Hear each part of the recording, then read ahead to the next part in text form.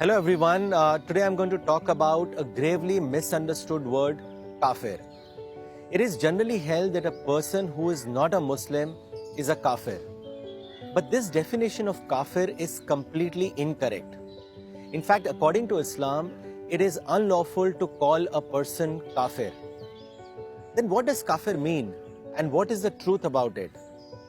The literal meaning of the word Kafir is denier, that is one who refuses. There is no doubt that the word Kafir is used in the Qur'an, but not in the eternal sense of an infidel. To understand this better, let me explain you its context.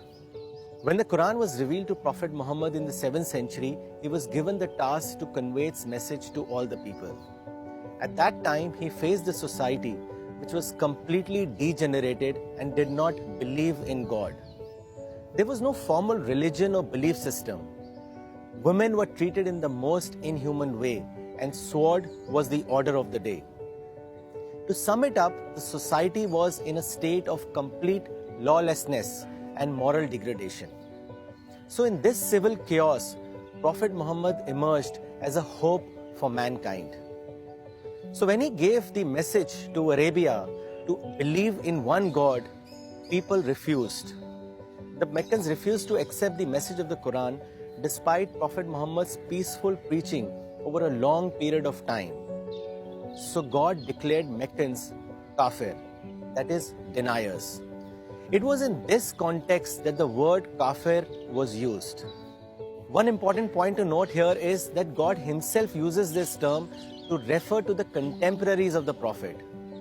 Therefore, to use this term for any person other than the contemporary of the Prophet is not permissible. Moreover, Prophet Muhammad himself never used this term. So how can we label a person Kafir? Another fallacy to note is that the word Kafir denotes an individual. It does not refer to a race or a community. It is not a group appellation. However, the generally held view is that those who are not Muslims are Kafir. This is an entirely baseless supposition. The right way according to Islam is to address a community or a group by the name it has adopted for itself. For instance, America will be called America and not a country of Kafir, and so on.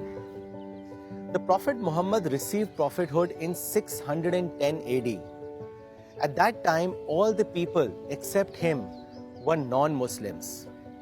But whenever Prophet addressed the Meccans in his sermons, he never addressed them as O Kafir, but rather as O man or O people. He continued to use this form of address throughout his life. To him, all those people who had not entered into the fold of Islam were simply human beings. Quran is a book for entire mankind, and therefore it addresses entire humanity. For example, it says, "O man, this is a Lord addressing you. Listen to his words and follow him." About the Prophet of Islam, the Quran says, "He has been sent as a mercy to mankind." So just think about it. If the Quran and the Prophet of Islam is for entire mankind, then how can we classify a person as Kafir? How do we have the right to categorize people as believers or non-believers? Some Muslim groups categorize people as Muslims and Kafir. This is not in consonance with the Islamic teaching. Prophet of Islam once said, "Al-Khalqu ayalullah," that is, the entire humanity is the family of God. Muslims therefore must live in the midst of others as though they were their family members and leave all other matters to God. If you want to know about the true spirit of Islam and the purpose of your life, then read Quran today. For your spiritual living, visit www.cpsglobal.org. May God guide us and help us.